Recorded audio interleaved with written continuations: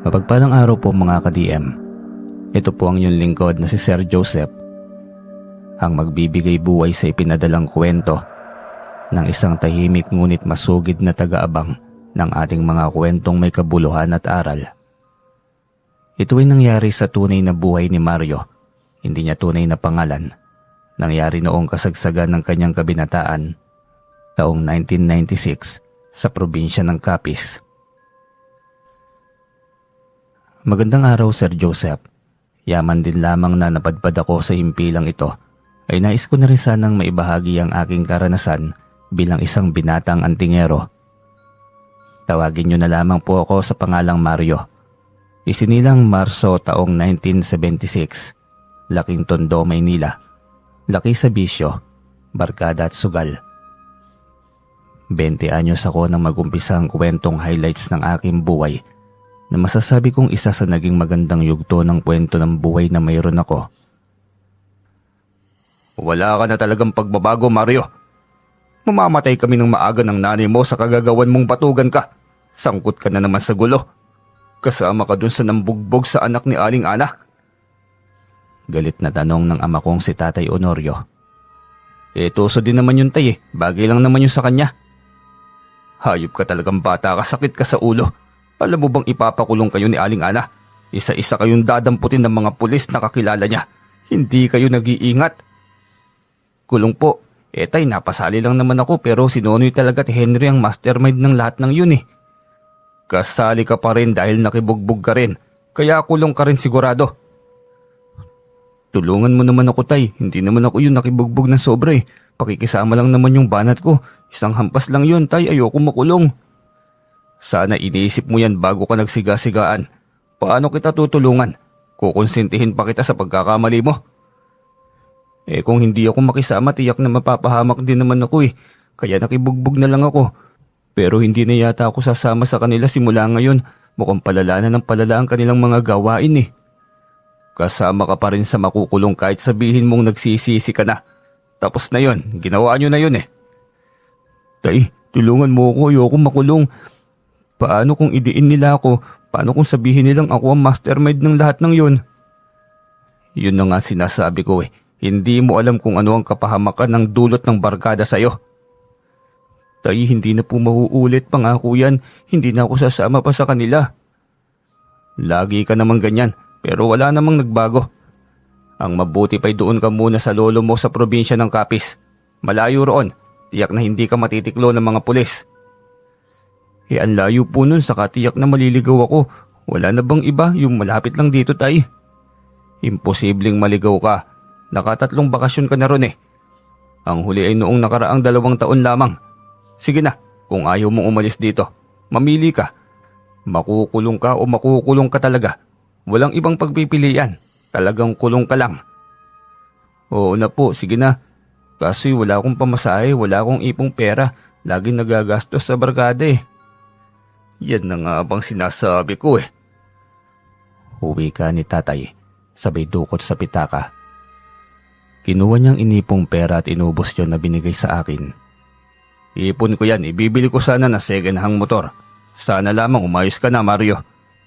Kung naging maayos ka lamang sana, edi sana magtatapos ka na sa pagiging pulis siya ngayon. Sige na po tay, tanggapin na lamang po natin. Ganito lang talaga ako. Ganito talaga ang buhay ko. Tanging sagot ko na lamang. Sagot ng taong walang pangarap sa buhay. Ang totoo'y mabigat ang loob kong umalis dahil naiwan ang puso ko sa aking mga barkada, sugal at bisyo na rin. Kaso'y takot akong makulong kaya sibat agad ako nang malamang pinagdadampot ng isa-isa ang mga barkada kong kasama sa pambubugbog sa kabilang grupo. May natuwa rin naman sa presensya ko noong ako'y dumating sa probinsya. Pinagluto ako ng aking lolong albularyo ng tinolang manok na Bisaya. Tuwang-tuwa din naman ang mga pinsan kong kaidaran ko nang ako'y makita. Kaso'y ibang galawan ko sa kanila. Mukhang naging masamang impluwensya din ako sa kanila dahil natuto silang magyosi ng dahil sa akin. Pag tayo nahuli ni lolo na nagyoyosi kuya, naku yari talaga tayo. Sad pa ni Victor, isa sa mga pinsan ko. Hindi yan, akong bahala. Malakas ako kay Lolo Simon saka mahal ako nun. Mahal nga, pero nagsimula nang magreklamo yun. Paano tamad ka daw. Hindi mo man lamang siya sinasamahan doon sa maliit niyang sakahan. Nagtatampo yata yun sa'yo kuya. Sabi niya hindi na raw siya mag-uutos pa sa'yo, pababayaan ka na lamang daw niya kung anong gusto mong gawin sa buhay. Talaga sinabi niya yun, di pabor sa akin. Makapagbabarkada pa ako ng marami. Hindi ka ba naaawa sa lolo natin ha Kuya Mario? Bakit? Kinakawawa ko ba siya? Hindi naman ah. Hindi na lamang din sumagot pa si Victor sa akin.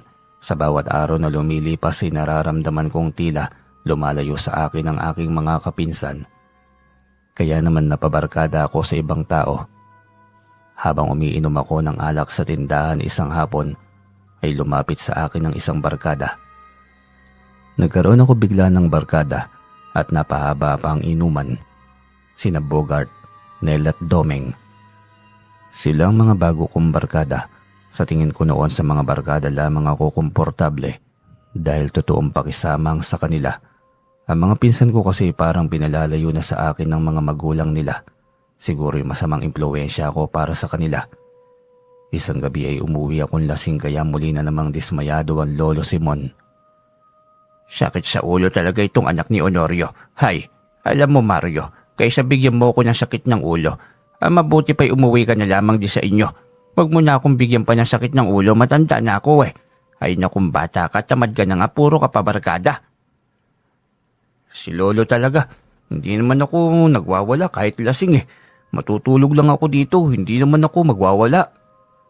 Hindi nga magwawala pero kasi Mario kung sino-sino yung mga barkada mo, hindi mo ba alam na maraming aswang sa lugar na ito?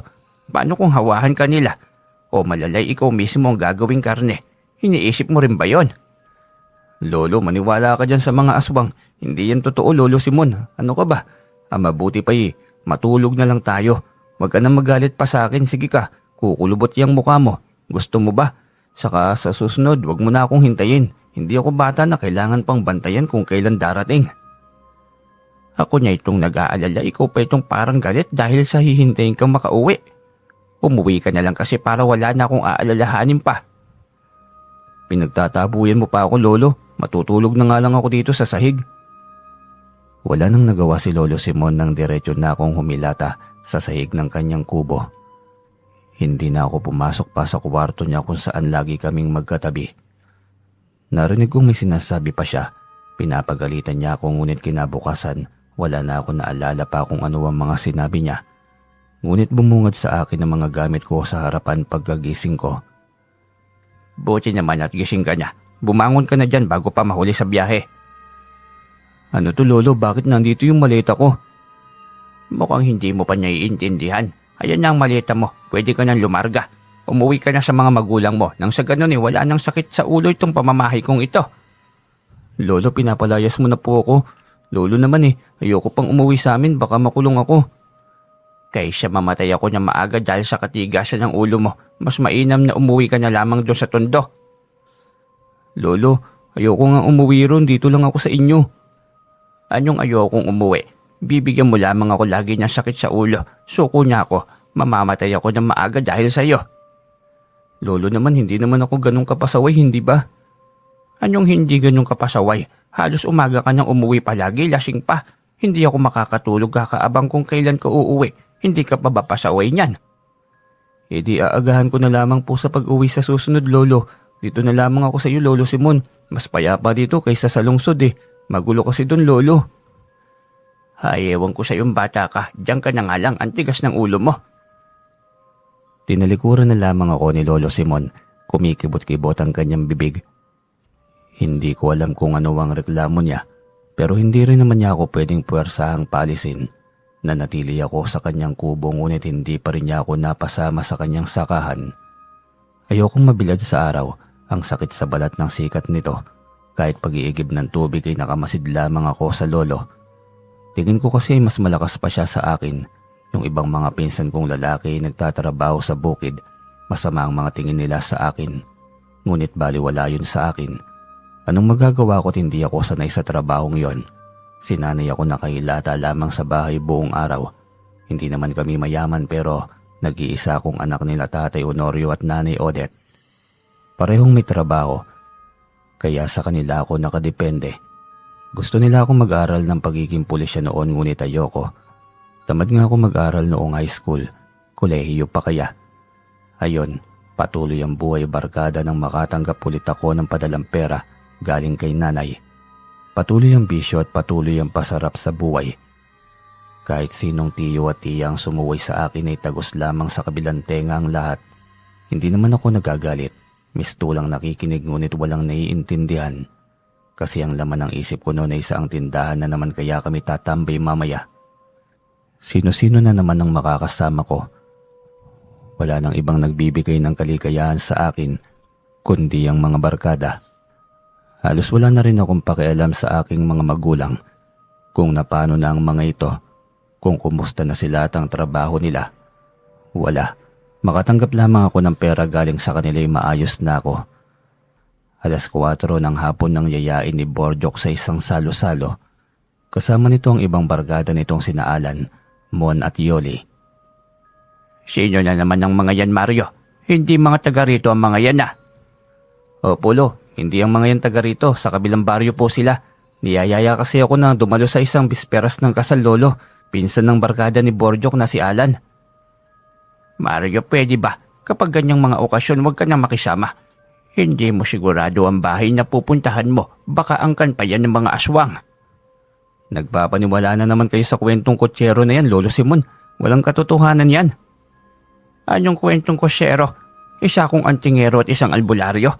Napakaraming beses na ako napalaban sa mga nilalang na yan. Kaya paano mo nasabing kwentong kutsero lamang ang mga yan? Kasi ang tagal ko na rito, Lolo, hindi naman ako nakakita ng mukha ng aswang. Yang tiktik na sunod sa akin tuwing ginagabi ako sa daan. Sus, ibon lang yun, Lolo. Hindi ka talaga madadala kung wala kang karanasan. Sana lang hindi mo ikapahamak yan. Sige na, umalis ka. Huwag mo lang sasabihin na hindi kita binalaan. Baliwala lang sa akin lahat ng sinabi ni Lolo Simon. Tuloy pa rin ako sa akin lakad kasama ang barkada. Ang buong akala ko'y malapit lamang. Umalis kami ng bahay ni Lolo 4:00 ng hapon. Dumating kami sa lugar ng 6:30 na ng gabi. Sobrang layo. Ngunit dahil marami kami, hindi naman namalayan ng oras at pagod. Grabe ang layo, halos nasa tuktok na ito ng bukid ah. Ang layo pala. Reklamo ko pa. Oo Mario, pero tiyak na mag-i-enjoy tayo mamayang hating gabi sa palaro. Masaya yun, ganito lagi tuwing may okasyon. Kasalan man o kaarawan. Uwi ka ni Alan, kaanak ng ikakasal. Grabing palaro yan sa hating gabi talaga. Pwede naman sigurong agahan. Oo nga, bakit sa hating gabi? Inaantok na malamang ang lahat sa oras na yan. Tanong din ni Mon. Mas maliwanag kasi ang kabilugan ng buwan kapag hating gabi, kaya mas masarap ang palaro. Sagot pa ni Alan. Tila sabik din sila sa palarong yon. Walang ideya kung ano. Pero ang pinakapunto ay kung bakit sila naroon ay dahil sa pulutan at inumin. Kaya pagdating pa lamang ay agad na silang humiling ng alak kay Alan. Dito tayo sa kinaroroonan ni tatay at lolo. Nagiinuman na sila. Kaya makisalo na tayo ron. Uwi ka pa ni Alan. Dahil sanay na sa barkada at wala nang hiya-hiya pa, ay walang alinlangan nakisali agad kami sa mga mamang naroon. Mga tiyuhin lahat yun ni Alan. Nasa kalagitnaan ng edad. Ang iba'y matanda na. Huwag kayong mahiya, makisama lang kayo. Mababait naman ang mga tiyo at lolo ko. Talagang tahimik lamang sila dahil mahiyain. Siyempre, hindi sanay sa ibang tao. Kung mag-iba na lang kaya tayo ng upuan, Alan, parang alanganin naman ang edad natin sa kanila. Reklamo pa ni Borjok. Maging ako'y hindi komportable. Parang hindi bagay makiharap sa kanila. Gayong napakaseryoso nilang makatingin, napakatahimik. Parang nakakatakot makabitiw ng biro. Baka todas agad. Ngunit biglang nagsalita ang isang matanda. Sa akin pa ito nakatingin at nakangisi habang nagsasalita. Bakit parang natatakot kayo sa akin? Mukha ba kaming natatakot? Hindi naman siguro ah. Naku, hindi po ganun lolo. Nire-respeto po namin ang kumpulang ito kasi mukhang mga seryosong bagay ang mga pinag-uusapan ninyo. Maagap kong tugon sa matanda. Ngumisi lamang ito dahil lantad ng ngiping nagkukulay dugo dahil sa nganga. Hindi pa ito nakisali sa inuman. Nakisali lamang ito sa usapan. Hindi pa ito nakontento sa nginunguya nitong nganga at kumuha pa ito ng tabako, apog at bunga. muling gumawa ng panibago at dinura na ang luma para palitan. Doon na nabaling ang atensyon ko sa pagmamama nito. Parang ang sarap makisalo at napansin din yon na matanda kaya mabilis akong inalok nito. Gusto mo rin ba? Maganda ito. Pampatibay niyang ngipin. Kita mo itong ngipin ko? Matanda na ako pero wala pa ring lagas. Kahit gaano pa katandang karne kaya kong nguyain. Ako pa ba? Lolo, baka naman kung saan pa mapunta yung kwento nyo. Paalala ni Alan. Tumahimik ito't seryoso pa rin ang mga tiyuhin ni Alan. Kaya parang alanganin silang makitagay sa mga yon. Tahimik lamang na umiikot ang baso. Sulyapan ng mga ito na tila ba nag-uusap. Gamit lamang ang mga mata. Kaya mas lalo silang naging alanganin sa pagtanggap ng baso. Nako, huwag kayong matakot. Mababait ang mga tiyo ko. Lalo naman itong lolo ko. Hindi nga lang sila sanay makipagbiruan. Puro formal lang usapan lahat. Kaya hindi sila makapag-usap dahil nariyan kayo. Pero ayos lang. Minsan lang din naman kami nagkakaroon ng bisita rito eh. Paliwanag muli ni Alan. Patuloy pa rin sa pag-iikot ang baso. Nang medyo may tama na sila ng alak ay hindi na maiwasan ang ingay ng kanilang bunganga, mga biruan, mga kayabangan. Ngunit ang mga kaanak ni Alan ay nanatiling tahimik pa rin. Parang mga tahimik na predator na nakakatakot sa kalagitnaan ng pananahimik nila. Tumayo ako para umihi. Medyo nadodoling na rin ang mga mata ko sa kalasingan nang bigla akong may namataan mula sa unahan. Lalaki ito, nakatalikod. Humakbang pa ito ng ilang hakbang nang bigla na lamang itong naging aso. Pagkatapos ay tumakbo palayo. Napakurap ako ng ilang beses. Biglang nawala ang aking kalasingan. Hindi ako nagkakamali sa aking nakita. Medyo may tama na nga ako ng alak ngunit hindi pa ako lasing. Malinaw pang lahat sa akin. Naisip kong magtago na muna sa ilalim ng isang puno. Madilim doon kaya hindi ako makikita ng kahit na sino. Hindi ko alam kung bakit ko naisip yun pero parang may bumubulong sa akin na kailangan kong magmatsyag. Sa kaliwang bahagi ay nagkukumpulan ng mga kababaihan. Kakaibang pagiging mayumi ng mga ito. Lahat ay mahahaba ang buhok. Nag-uusap ang mga ito nang biglang lumayo ang dalawa. Nakita ko pa kung paano ang mga ito umupo ng sabay tapos bigla na lamang naging itim na aso rin. Doon ko mas namukaan ang anyo ng mga ito bilang aso. Nagbabaga ang mga mata nila, mas mahaba ang mga dila kaysa karaniwang mga aso. Doon ako napaisip, ito na yata ang sinasabi ni Lolo na angkan ng mga aswang. Totoo pala talaga, at tiyak na nasa panganib ang buhay naming magbarkada. Ipapahamak kami ni Alan. Nagtiwala si Borjok na maayos itong kaibigan. Yun pala'y tinila sila nito para gawing pagkain at handa, marahil ay nasabing kasal ng pinsan nitong babae. Hindi pa nga namin nakikilalang ikakasal na babae at lalaki. Paano'y diretso na kami sa harap ng inuman. May nagsasayawan, may nagkakantahan. Masasabi kong marami rin ang angkan ni Alan at wala nang kasiguraduhan ng aming buhay kung makakababa pa ba kami sa bundok na yon ng ligtas. Tila wala na akong balak na lumabas pa mula sa aking pinagtataguan. At hindi ako nagkamali. Tama lamang na hindi nga ako lumabas. Dahil nakita kong pinagtulungan ng buhatin si Borjok at Mon ng mga kaanak ni Alan. Hindi ko alam kung saan sila dadalhin pero tiyak kong nanganganib ang kanilang buhay. Hindi na ako nagdalawang isip pa. Patakbo akong bumaba ng bundok. Bahala ng maligaw, makawala lamang sa panganib ng angkan na yon. May mga nadaanan akong bahay pero walang mga tao. Siguro nasa taas, nakisaya sa bisperas ng kasal. Tiyak na kaanak lahat ng mga ito. Habang pababa ng bundok ay naalala ko si Yoli. Ligtas din kaya ito sa kamay ng angkan ni Alan. Hindi ko ito nakita. Dalawa lamang ang nakita kong buwat ng mga kaanak ni Alan. Sana ligtas ka rin, Yoli. Huwika ko pa sa aking sarili. Walang tigil ang paglakad takbo ko nang marinig ko mula sa hindi kalayuan ang huni ng tiktik na papalapit at ang mga parang takbo ng mga aso na pababari ng bundok, kaya nagmadali na ako naghanap ng pagkukublian. Nakakita ko ng mayabong na puno. Hindi ito gaanong mataas pero mayabong ang sanga nun. Doon ko naisipang umakyat para magtago. Kabadong ngunit kailangan kong magbaka sakali. Baka sakaling matakasan ko pa ang panganib. Maingat akong umakyat na wag yumugyog ang sanga, pero dahil mahangin naman talaga'y sumasayaw lahat ng mga puno sa paligid. Kaya tiyak na hindi halata na umakyat ako roon. Kailangan ko pa rin magdoble ingat. Sigurado akong may kukubli ko ang aking sarili. Ilang sandali pa'y nakita kong dumaan ng maraming naglalaki ang aso. Narinig ko din ang ilang huni ng wakwak sa itaas. Lumuwag ang pakiramdam ko nang makitang lumampas lamang ang mga ito sa akin. Ligtas na ako sa mga sandaling yon, ngunit hindi pa tiyak. Hindi mo na ako bumaba. Kapag gagawin ko yun ay makakasalubong ko lamang sila. Kaya hihintayin kong makabalik sila.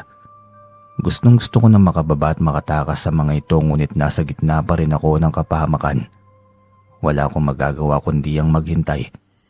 Maghintay ng kaunting pag-asang sisilay upang makawala sa mga kamay ng mga halimaw. Halos maghahating gabi na nang bumalik ang mga ito. Marahil ay sumuko na sa paghahanap sa akin. Biglang sumili nga ang kaunting pag-asa. Dali-dali akong bumaba at tumakbo pababa. Walang pahipahinga, masiguro lamang na makalayo ako sa lugar.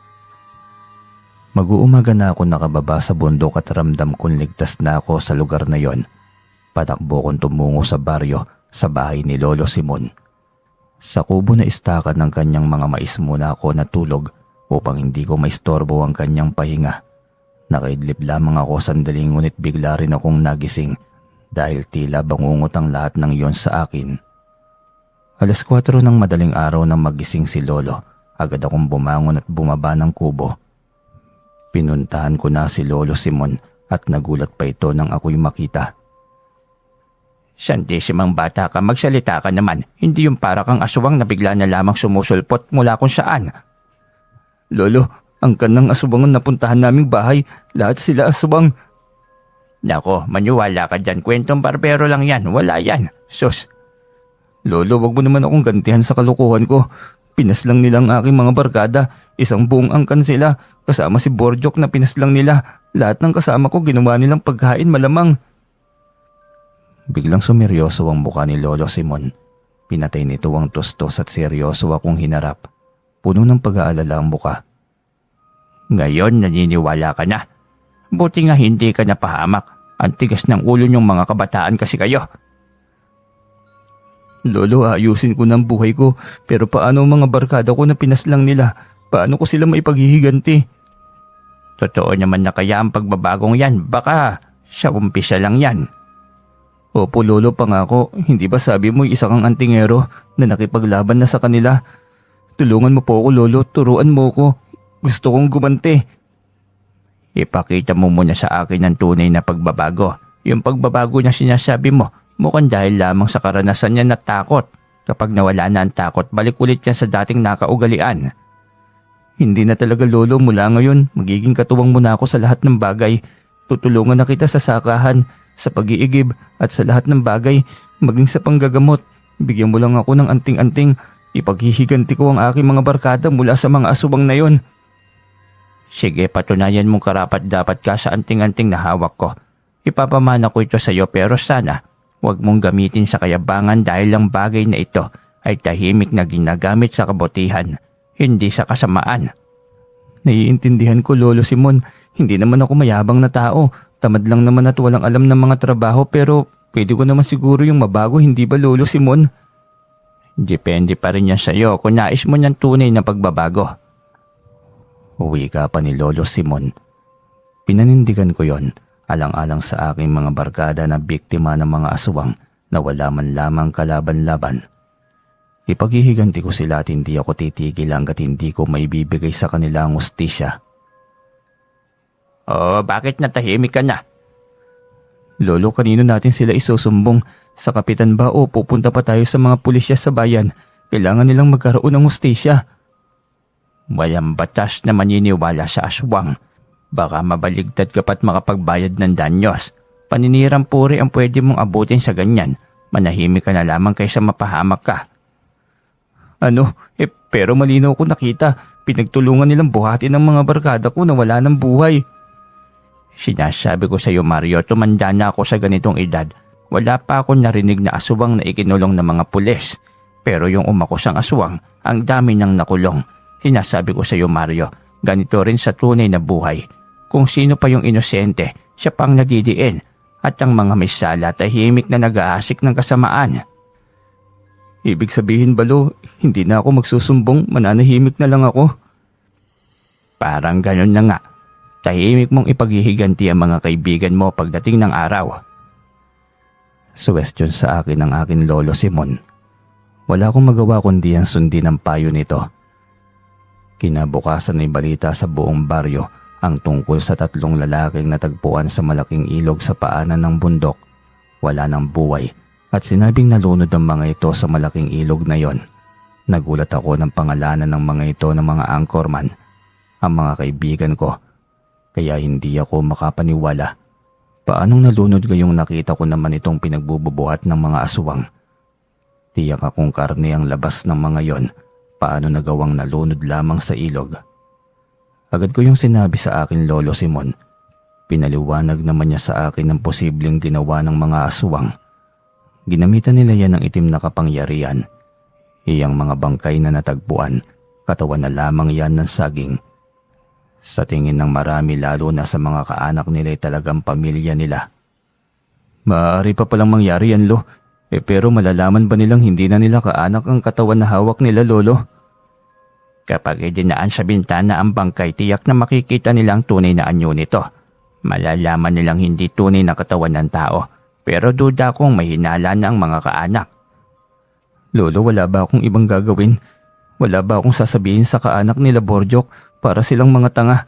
Ililibing nila ang katawan ng kaanak na hindi naman sa kanila. Wala apo, baka sa'yo pa maibaling ang sisi. Hayaan mo na, hayaan mong darating ang araw na ikaw mismo ang sisingil ng hustisya. Sige po lolo. Ang ginawa ko'y ipinakita ko kay lolo Simon na kaya kong maging mabait, umiwas sa bisyo at maging masipag. Kahit ang mga tiya at tiyo, mga pinsan ko'y nagtataka rin sa biglaan kong pagbabago. Ayos yan Kuya Mario, parang nasaniban ka ng kabutihan na, pero masarap sa mata. Biro sa akin ng pinsan kong si Victor.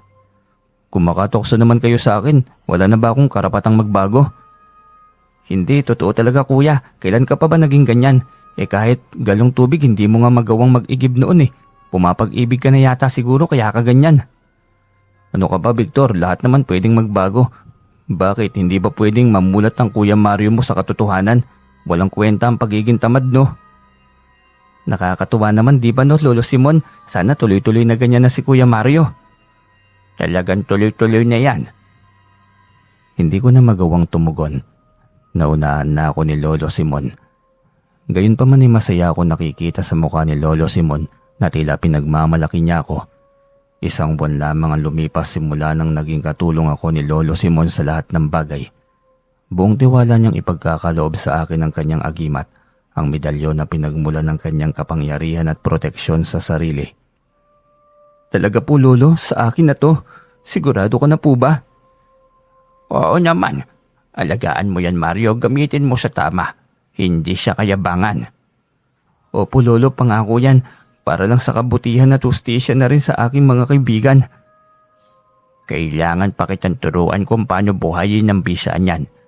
Pagdarasal sa oras ng alas 6, alas 3 at alas 12. Yun ay upang mapanatili ang lakas at kapangyarihan na mayroon ng anting-anting na yan. Araw-araw ay sinasanay ako ni Lolo sa panalangin yon. Panalangin orasyon na pampabuhay sa kapangyarihan at bisa ng medalyon. Tila kalkulado na ni Lolo ang oras. Pagtingin pa lamang niya sa araw ay alam na niya kung alas 12 na ito ng tanghali, alas 3 ng hapon at alas 6 ng gabi. 2 buwan lamang na pagtuturo'y nakuha ko na rin kaagad at halos memorado ko na ang lahat ng yon. Alam mo apo, mas magaling at mas madali kang matuto kaysa sa akin. Ako kasi dati ilang buwan ko pang inaral. Mahina talaga ako sa memorya. Parang taon ko nga yata inaral at na-memorya ang lahat Talaga Lolo, kuha ko na lahat Hindi na ako makakalimot. Iba sa katawan kapag may anting-anting na buhay, di ba Lolo? Wari ko'y napakalakas ko kumpara sa dati Kaya nga, ang bilis mong matuto. Ang talas ng memorya mo. Pwede ka nang umatake siguro. Pero depende pa rin kung may lakas ng loob kang sumugod. Buong angkan kasi yun Matagal nang malakas ang loob ko, Lolo. Humanda sila sa akin. Ibang balak ko sa kanila. Kaya mo na ba talaga? Dapat talaga handang-handa ka na. Kaya siguro mabilis kang matuto sabi ka nang makapaghiganti sa mga aswang na yon. Yan din ang inisip ko, Lolo. Kaya nga siguro mabilis ako natuto dahil gusto ko nang makapaghiganti ka agad. Kung nasa iyo ang anting-anting na yan, kahit magkumpulan pa ang mga aswang, hindi nila kayang lumapit at humawak sa iyo. Kaya kampante akong kaya mo silang magapi kahit nasa loob lamang ng isang gabi. Bala kong sunugin ang buong bundok ngayon na pinamahayan nila, Lolo. Siguro naman hindi nila ako masisisi kung bakit ko ito gagawin sa kanila. Hindi sila mabuti sa pakikipagkapwa, kaya mas mainam na mawala na sila sa mundong ito. Hindi na ako nag-alinlangan na suunging mag-isa ang malayong lugar na yon. Sakay ng kabayo ni Lolo Simon ay dala ko ang isang malaking container ng gasolina. Pinaikot ko yun sa mga nagkukumpulang kabahayan ng mga aswang.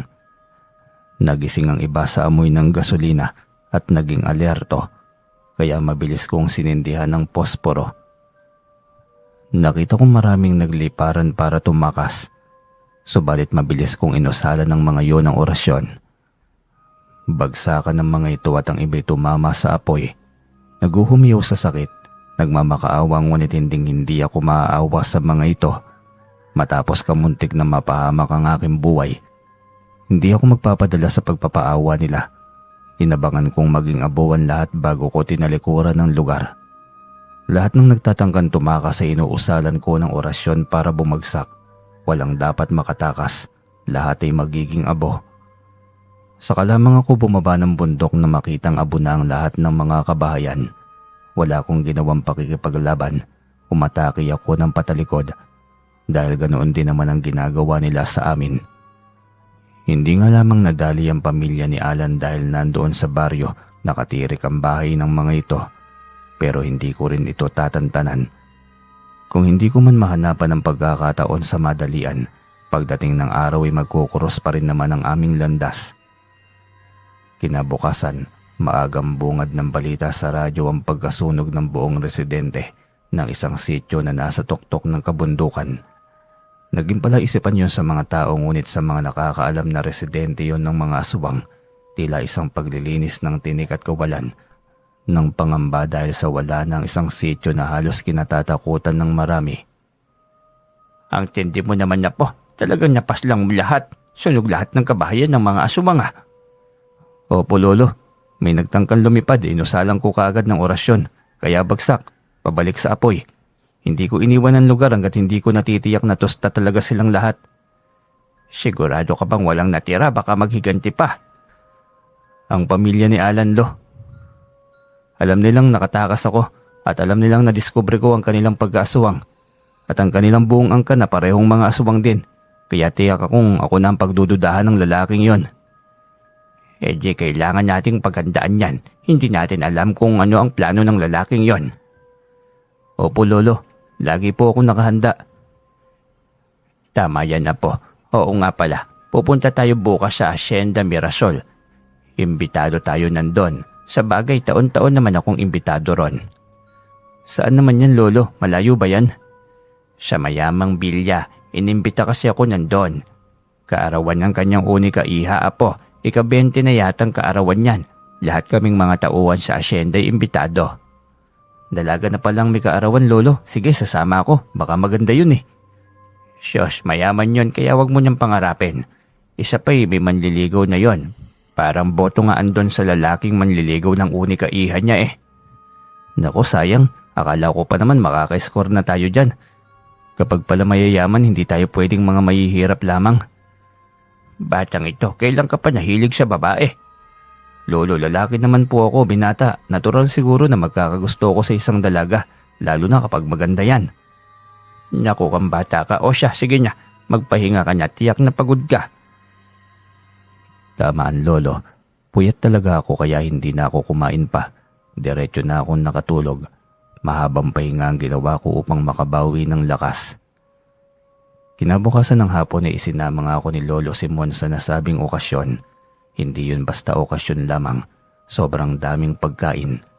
Halos 6 na lechong baboy ang nakahilera, mga prutas at iba pang putahe. Kaya rin imbitado ang lolo ay dahil isa siya sa mga tagapagpanak ng mga baka ni Don Juan. Malawak ang bakuran ni Don Juan kaya marami itong tauhan. At ang lolo ang pinakamatagal ng tauhan nito sa bakahan kaya labas-pasok na lamang ang lolo sa bakuran ng Don. At halos madalang nang magpunta. Iyon talaga ang unang beses kong magpunta sa okasyon na ganoon karami ang pagkain. Sobrang dami talaga. Grabe, sobrang bongga ng okasyon na ito, Lolo Simon. Napakayaman yata ng Don Juan na yan ah. Sinabi mo pa, sobrang yaman talaga. Pero mabait naman yan. Istrikto lamang pagdating sa apo. Siyempre, nag-iisang apo yata. Saka wala nang mga magulang ang batang yan. Parehong nasawi sa crash ng eroplano, bata pa lamang yang si Mirasol. Kaya pala Hacienda Mirasol, sa apo pala nakapangalan. Sa kanya din yata ipapamana ito, Lolo, ano? Ay siyempre, sa kanya din nakapamana. Isang apo lamang yan eh. Wala nang ibang apo at wala ring ibang anak pa si Don Juan. Kaya mahal na mahal niyang nag-iisang apo niyang yan. Natigil ang kanilang usapan nang mamataan niya ang isang pamilyar na muka. Hindi siya magkakamali. Ito si Alan, ang kaibigan ni Borjok na barkada niya. Ang nagdala sa kanila sa kapahamakan. Hindi niya inasahan na imbitado rin ito. Bakit bigla ka natahimik? May problema ba? Lolo, nandito si Alan. Yung sabi mong pamilya niyang aswang, nasan na? Yan po siya, Lolo. Yung may hawak ng punpun ng bulaklak na rosas. Ayan, totoo ba? Iyan yung sinasabi mong Alan. Opo, Lolo, siya yan. Aswang ang hayop na yan. Namatay ang kaibigan ko dahil dyan. Tunay ba? Yan naman liligaw ni Mirasol. Nakita ko na dito yan ng ilang beses. Tuwing pinapatawag ako nandun para magpagamot ay narito yan. May auto yan saka mukha namang mabait. Laging nakangiti yan kahit kanino. Talaga po, Lolo. May kaya palang pamilya ng Alan na yan. Pero ang sinasabi mong mabait, peke yun. Pati mga ngiti, ngiting diablo yun. Talaga ba, Apo? Mukha siyang mabait kaya nga siguro pasok sa panlasa nandun kasi mabait siya. Pero aswang ang lalaking yan, Lolo. Nanganganib ang buhay nila kapag nagkataon. Hindi maaari ito. Kailangan kong gumawa ng paraan. Kailangan malaman ng Don at ng dalaga ang tunay niyang pagkatao. Kung hindi man, basta. Kailangan ko siyang mailayo sa maglolo. Anong gagawin natin? Baka tayo pang palayasin ng Don kapag sinabi natin sa kanya na aswang ang manliligaw ng kanyang apo. Baka mabaligtad pa tayo. Hindi ako nakasagot kay Lolo nang biglang mapansin ako ni Alan. Tila nagulat pa siya nang ako'y makita. Hindi yata niya inaasahan na mapunta ako sa lugar na yon. Masama ang tingin niya sa akin at siya pa yata ang galit dahil sa nakatakas ako at tiyak akong ako na ang suspect niya sa pagkasunog ng buong angkan nito. Hindi rin ako natatakot. Mas mabuti nang alam niya na may katapat ang kanilang kasamaan. Lumapit siya sa isang matanda. Ito yata ang sinasabi nilang Don. Nasa tabi nito ang isang magandang dalaga na inabutan nito ng punpun ng bulaklak. Ito si Mirasol. Tiyak ako dahil sobrang ganda niya. Hindi ko maiwasang hindi humanga sa ganda nito. Sayang dahil sa hindi ko sila kalibel. Mahirap lamang ako samantalang mayayaman sila. Pero sinisiguro kong hindi magtatagal at mabibisto ng Don at ng dalaga ang katauhan ng lalaking ito. Hinila ko ni Lolo, kailangan daw naming lumapit para bumati sa dalaga. At makalapit na rin para makapagpasalamat sa Don sa pag-imbita nito sa amin. Ito pala ang binatang apo mo, abay gwapo ang tangkad. Bagay sa iyong maging pulis, anong kurso ba ang kinuha mo, iho? Hiyang-hiya ko sa tanong na yon. Wala akong may pagmalaki sa aking sarili. Pagkasulyap ko kay Alan ay ngising kabayo ito sa akin. Nainsulto ako na sobrang ngunit pilit kong kinalma ang aking sarili. Kasi po doon naman mahirap lamang po kasi kami kaya nag-iipon pa lamang ng pera. Pero mag-aaral po talaga ako at pulisya din po talaga ang pangarap ko, Don Juan. Na walang insultong ngiti na kanina pa'y nakapagkit sa mukha ni Alan. Samantalang tila nakuha ko naman ang kiliti ng Don. Maganda yan, iho. Maganda talaga ang may pangarap sa buhay. Mali mo, hindi ba? Yan ang hahatak sa iyo sa kahirapan. Ibig kong sabihin, hindi naman kailangang maging mayaman. Ang mahalaga lamang ay hindi tayo naging pabaya sa buhay. Opo, salamat po sa payo, Don Juan. Napakabait niyo po. Walang anuman, ito nga pala ang aking apo na si Mirasol. Sakaling gusto mo siyang maging kaibigan ay ayos lamang sa apo ko. Natutuwa rin siya kapag marami siyang kaibigan. Hi Mirasol. Masaya rin ako na magkaroon ng bagong kaibigan. Ngiting wika ako sabay pakikipagkamay sa dalaga. Doon ko rin napatunayan na mabait pala ang Don, maging ang apo nito. Hindi mata pobre kagaya ng ibang mayayaman. Biglang lumapit sa akin si Alan. Pasimple itong bumulong sa akin. Huwag ka nang umepal pa. Ang dami mo ng atraso sa aking hayop ka. Ano namang ginawa ko sa iyo? Kayo na itong tuso, kayo pa ang galit. Hindi ito sumagot. Bigla kasing tumaas ng kaunti ang aking boses. Hindi ko na napigil pang magalit. Sandaling nagtinginan sa amin ng mga tao, ngunit sa iba ring nabaling ang atensyon ng mga ito nang may isang lasing sa labas ang nagwawala, humihingi ng pagkain. Natawa lamang si Don Juan na pinuntahan ito at dinalhan ng maraming pagkain. Halika na Mario, kumain na tayo. Gutom na rin ako Sabayan mo na lang ako.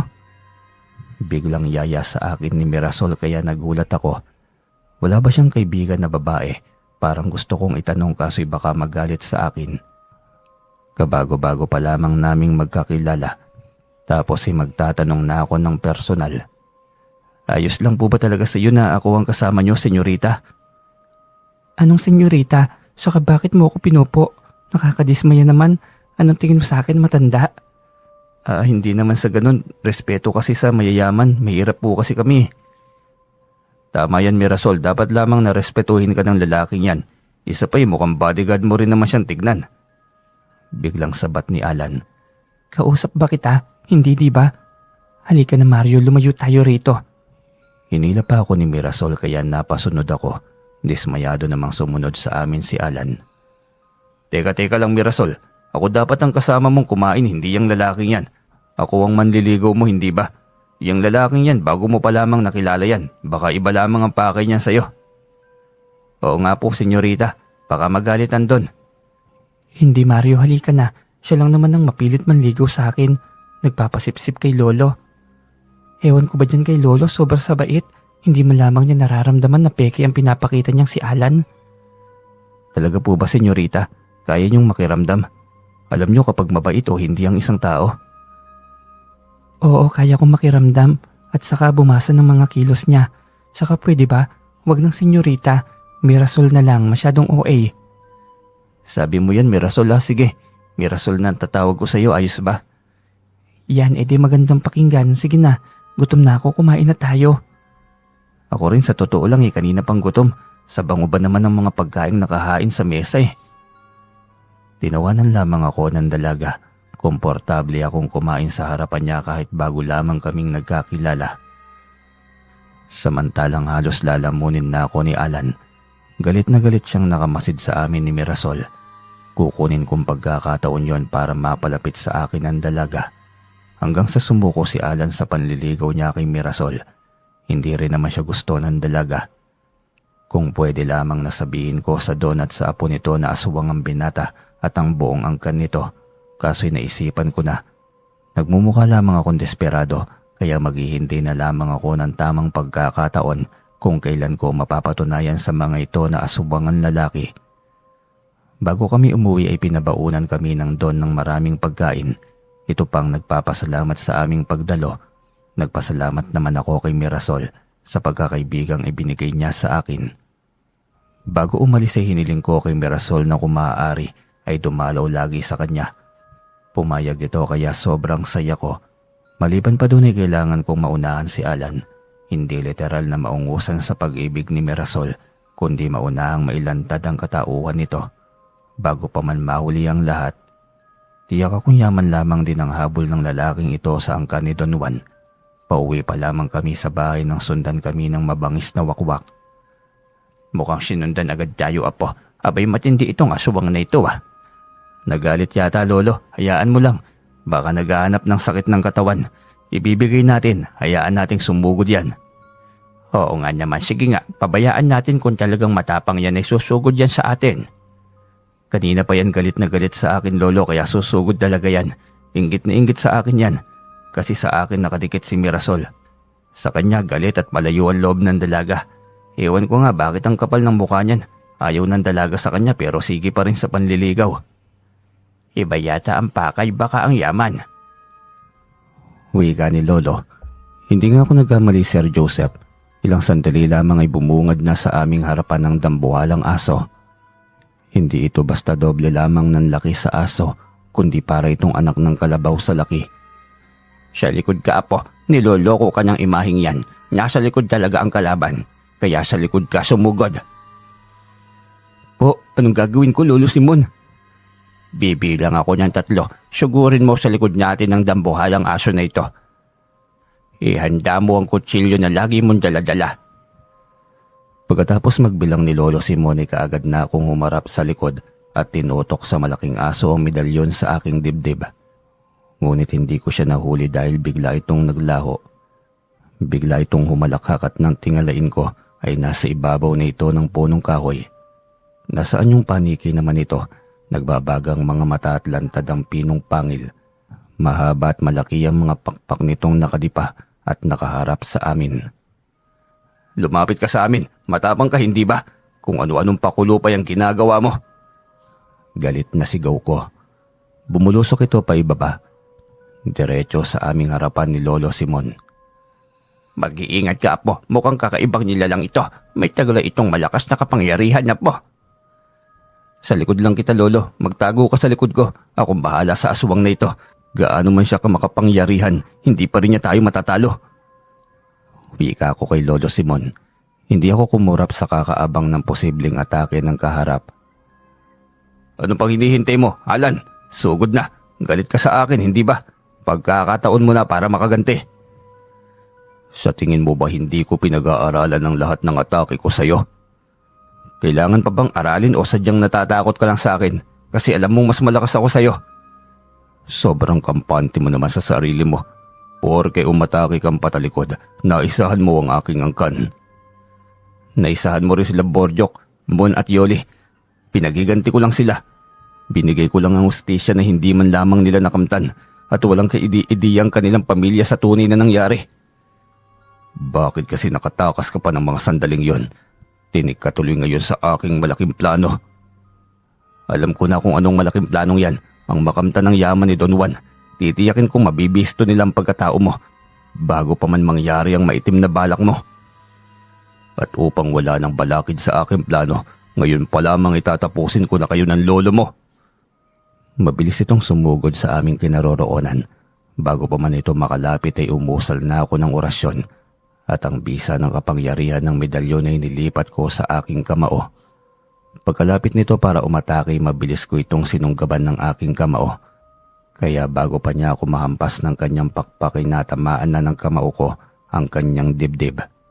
Bumulagta siya sa lupa, napaumpakol sa sakit dahil sa lakas ng kamao ko na tumama sa kanyang dibdib. Ang lakas mong hayop ka. Nababahala ka na ba? Makapangyarihan ka, hindi ba? Wala pa akong kinatatakutan. Hindi ikaw ang magpapabagsak sa akin. Hindi. Hindi ba? Bakit parang kinakabahan ka na? Nagalit ito at mabilis na bumangon. Umatake siya sa akin nang hindi ko man lamang namalayan. Kaya bumulagta ako at sa likod ko'y nadaganan ko si Lolo Simon na hindi rin napaghandaan ng bilis ng atake nito. Pareho kaming napaumbangol sa sakit. Muli siyang humalakhak kaya biglang uminit ang aking ulo. Lolo, ayos ka lamang po ba? Oo, buti na lang sa mayabong na damo tayo tumama. Ang lakas ng aswang na yan. Kailangan nating matalo yan. Agad akong bumangon at hinarap si Alan. Ngunit hindi ko pa man naibabalanse ang aking katawan nang bigla ko nitong atakihin nang hindi ko muling napaghandaan. Napasigaw si Lolo Simon nang makita akong bumagsak ng malakas sa lupa. Ngunit sumenyas ako sa kanya na ayos lamang ako. Kahit paalam ko sa aking sarili na hirap ko nang maigalaw ang aking likod. Nakita kong iniangat ni Lolo Simon ang kanyang kamay. Umusal siya ng orasyon at nang akmang susugod na sana si Alan sa akin, ay bigla itong tumalsik sa puno ng malaking kahoy. Ang galing mo dun, Lolo ah. Gamitin mo ang orasyon. Huwag mo nang iasa ang laban sa lakas na taglay ng anting-anting. Lolo, hindi rin patas kung umatake lamang ako gamit ng orasyon. Tingin mo ba patas lumaban niyang kaharap mo? Hindi rin, dahil ginagamitan niya tayo ng kapangyarihang itim. Ang dami mong nalalamang matanda ka. Ikaw ang una kong papaslangin. Pwede mong galawin ng Lolo Simon, pero sa ibabaw ng aking bangkay. Aba, ulirang apo, nakakahanga. Tama, Alan. Tapusin na natin ang labang ito. Ito ba ang hanap mo? Muli itong lumapit para kalmutin ako ng mahaba at matalim nitong kuko. Humilag pa ako ngunit naabutan pa rin ako ng mahaba niyang kuko. Sa unang kalmot niya ay baliwala yon. Ngunit nang madampian ng hangin ay doon ko lamang naramdaman ng sobrang hapdi. Parang may dalang impeksyon ng kanyang mga kuko. Masakit ba, Mario? Tanong nito sa akin. Hinugot ko ang kutsilyo na lagi kong baon. Ito lang ang talim na pwede kong pangganti dahil kung lakas laban sa lakas, muli lamang siyang babangon at hindi matatapos ang laban. Ito lang bang kaya mong gawin? Ang kalmutin ako? Eto, tikman mo rin ito. Mabilis ko siyang nilundagan para sana saksakin ng kutsilyo, ngunit ang natamaan ko lamang ay ang kanyang balikat. Mabilis itong naglaho at muli na naman itong nawala, kaya inikot ko ang aking paningin para muling hanapin siya. Nasaan ka na? Bumalik ka rito. Hindi pa tayo tapos. Sigaw ko ngunit hindi na ito muling nagparamdam pa. Tinakasan tayo ng loko. Wala na lo, mukhang natakot sa talim. Pero malay mo, baka mamaya aatake na naman yun sa bahay. Ganyoong may sugat, hindi yon. Iindahin ng lalaking yun na sugat niya. 1 linggo yung hindi magpaparamdam. Sayang hindi pa napuruhan ng halimaw na yun. Hayaan mo niya, hindi pa marahil napapanahon. Diretso na lamang kaming umuwi. Gigil na gigil ako at nais nang mapuruan si Kuya Alan. Ngunit hindi ako pinalad na magtagumpay. Hindi ako makatulog sa panggigigil. Parang mali na binigyan ko pa ng pagkakataon ito na mabuhay. Malaking perwisyo ito sa marami. Dahil tiyak na lalo itong magiging mabangis sa tiyak na pupuntiryahin nito ang aking buong angkan. Kinabukasan, dinalaw ko si Mirasol sa mansyon. Tuwang-tuwa ito nang makita ako. Niyaya pa ako nitong mga bayo at mag-ikot sa kanilang asyenda. Sobrang tuwa ako ng mga sandaling yon, Sir Joseph. Kahapon lamang kami nagkakilala ng dalaga pero sobrang lapit niya sa akin. Iyon pala may iniiwasan lamang. Bilisan natin, Mario, bago pa man tayo maabutan ng mayabang na Alan na yon. Iniiwasan mo pala siya? Oo, matagal na. Mayabang kasi ang taong yun eh. Nakakainit ng ulo. Talaga nga naman, akala ko hindi mo napansin yun. Paanong hindi? Lakas lagi ng tama ng lalaking yun. Paanong hindi ko mapapansin? Kaya mainit lagi ang ulo ko sa lalaking yun eh. Lihim ako natuwa. Ibig sabihin ay wala talagang pag-asa ang lalaking yon kay Mirasol. Gusto kong sabihin sa kanya na walang Alan na magpapakita dito, kaso ay hindi pwede. Hinayaan ko na lamang itong magmadali. Yun ang unang araw na hindi ko malilimutan. Halos buong araw ang ginugol namin sa pag-iikot sa malawak na asyenda. Hindi kami umuwi para kumain. Ayos lamang sa dalaga na ang laman ng tiyan niya yung hinog na langka. Ayaw niyang umuwi dahil ayaw niyang makita ang mukha ni Alan. Na siyang hindi naman talaga dahil sa nangyari kagabi. Pagdating namin sa mansyon ay nasa bungad ng gate si Don Juan. Nag-aalala ito para sa apo. Hapon na, Mirasol. Mario, bakit naman ngayon niyo lamang naisipang umuwi? Lolo, kagustuhan ko po lahat. Tanghali pa lang kanina gusto na ni Mario na umuwi. Takot siyang mapagalitan mo, Lolo. Alam mo naman na ayaw ko sa Alan na yon. Tiyak akong buong maghapon na namang nandito ang hambog na taong yon. Bakit ba kasi hindi mo magawang mahalin si Alan? Matagal na siyang manliligaw mo. Mukha din naman siyang mabait. Hindi siya mabait, Lolo. Ramdam ko yun. May iba sa kanya. Ay nako, Mirasol. Pumasok ka na doon. Saka ikaw, Mario, umuwi ka na rin. Tiyak na nag-aalala na rin ang lolo mo. Opo, Don Juan, pasensya na po. Saka salamat po sa pagtitiwala mo sa akin. Walang anuman. Umuwi ako ng bahay dalang tuwa ng puso. Nakasama ko sa buong maghapon ng babaeng nagpatibok bigla ng puso ko. Napakalaking bagay at sa isang napakahalagang alaala na yon ng aking buhay. Maswerte ako dahil mabait din ang lolo nito. Makalipas ang 1 taon, naging labas-pasok na kami ni Lolo sa bahay ng Don.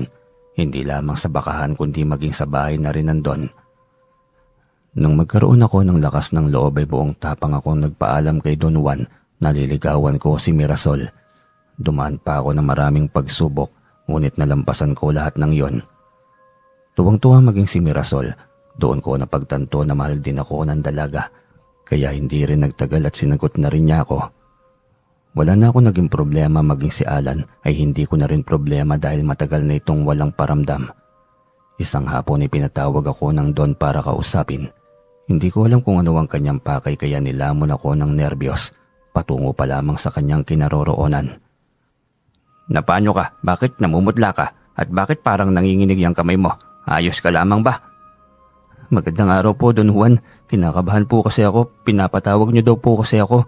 May kailangan po ba kayo sa akin? Nakung bata ka, pinatawag kita para kausapin, hindi para kainin.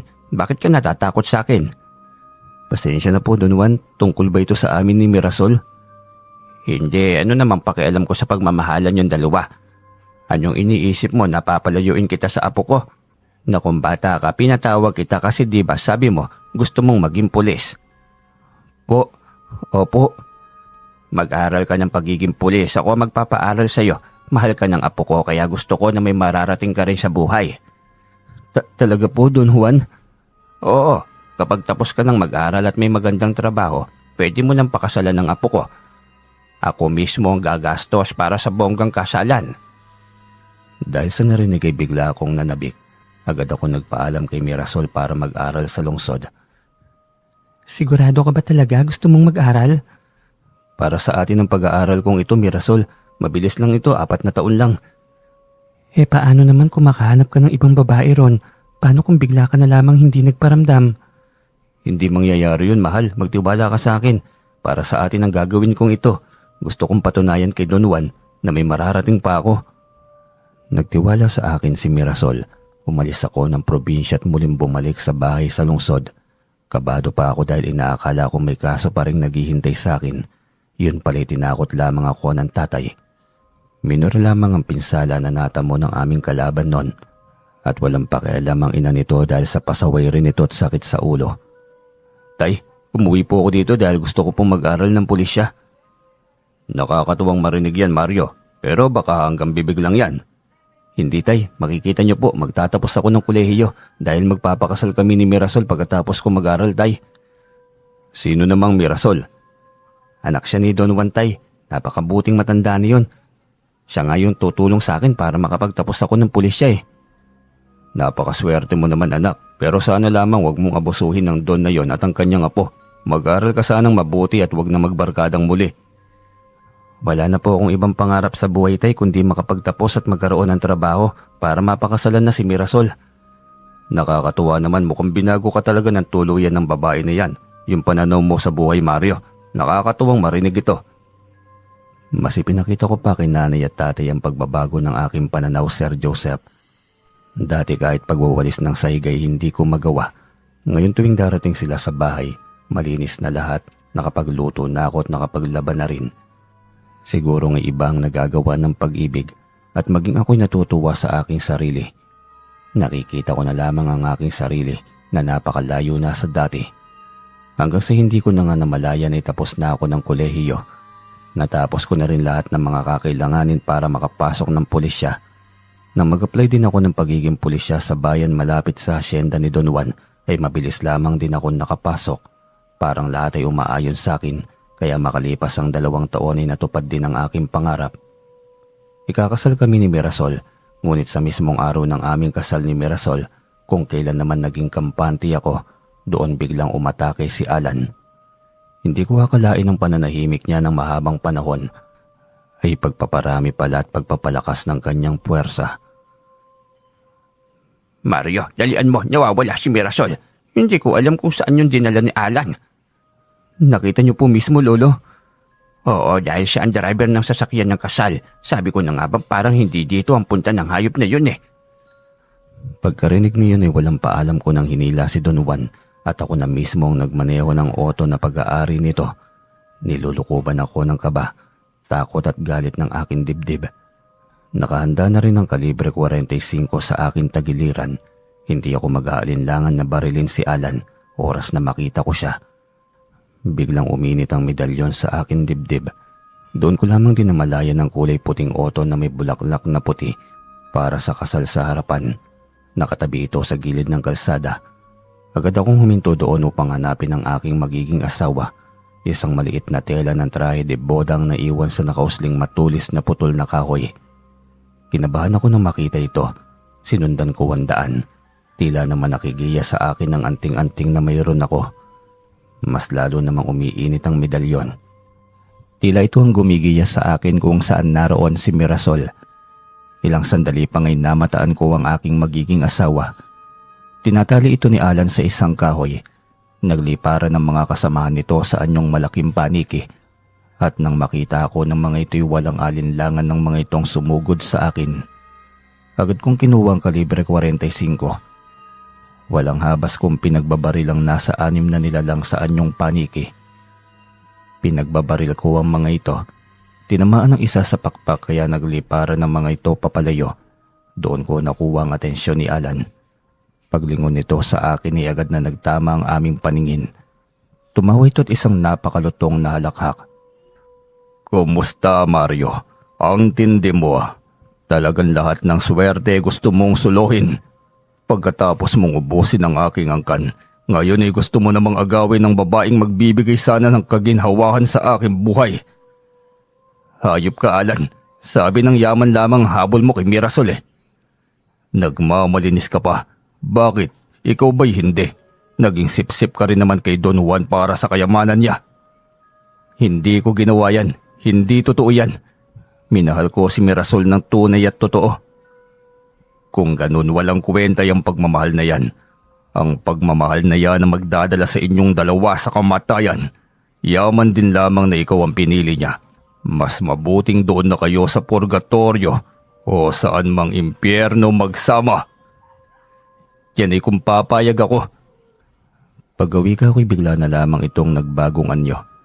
Isang malaking paniki katulad ng sa pinagbabaril kong aswang kanina na kanya-kanyang takas. Kinuha ko ang baril at nakangising itinutok sa kaharap. "Katulad ka rin lang naman ng mga kasama mo. Takot sa baril." Pumalakak ito ng malutong. Napakunot ang noo ko sabay tingin sa baril. Wala namang kakaiba. Inis ko itong pinaputukan. Ngunit muli na naman itong humalakhak dahil hindi ito tinatablan ng bala. Doon ako nagulat. Paanong hindi ito tatablan ng bala? Anong uri ng nilalang ito? "Natakot ka ba? Ako ang pinuno ng mga tiktik at hindi ako basta-basta namamatay sa kung ano-ano lamang na patalim." Bigla itong nagpabago-bago ng anyo. Naging matanda, naging bata, naging binata, naging paniki at naging taong kalahati. Ay hayop at may 4 na paa. Ang tunay na imahe ng tiktik. Muli itong naging mukha ng binata pagkatapos ay muling humalakhak. Nagwawala si Mirasol ngunit hindi ito makasigaw dahil may takip ang mukha. "Mukhang takot na takot ka sa akin, Mirasol. Hindi mo naman dapat makita ang ganitong imahe ko kung ako ang pinili mo. Kahit hindi mo ipakita ang tunay mong anyo, mararamdaman pa rin yan ng kahit na sinong babae. Kaya walang magmamahal sa kagaya mong halimaw. Tumahimik ka." Pagkasigaw nito'y bigla itong naging paniki, kasabay ng pag-atake niya sa akin gamit ang malaki nitong pakpak. Hindi ko yun napagandaan kaya tumilapon ako malapit sa kung saan nakagapos si Mirasol. Kinuha ko yung pagkakataon, agad kong kinilagan si Mirasol, ngunit muli akong inatake ni Alan.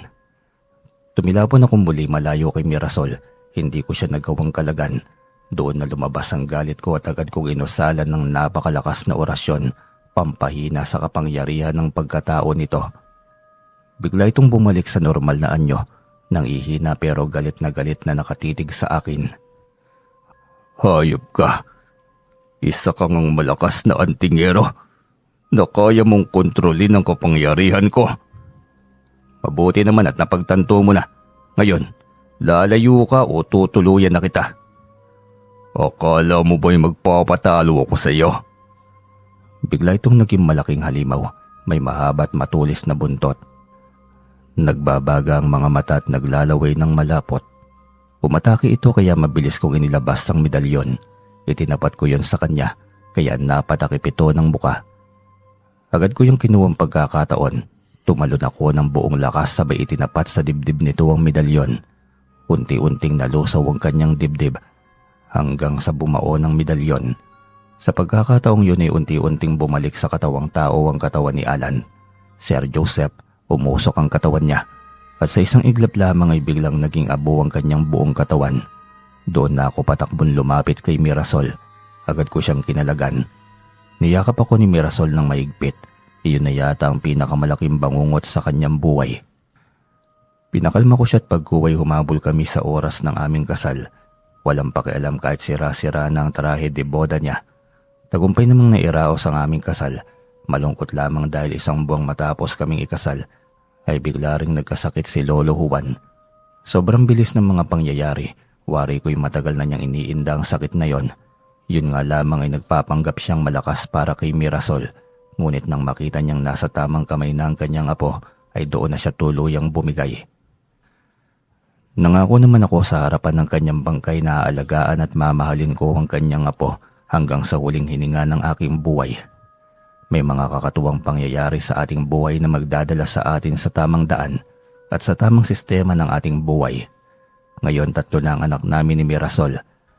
Ang asyenda ay patuloy kong nilalakad at inaalagaan kasama ng mga tauhan ng asyenda. Salamat sa iyo at sa pagpili mong mabigyan ng buhay ang aking kwento, Sir Joseph.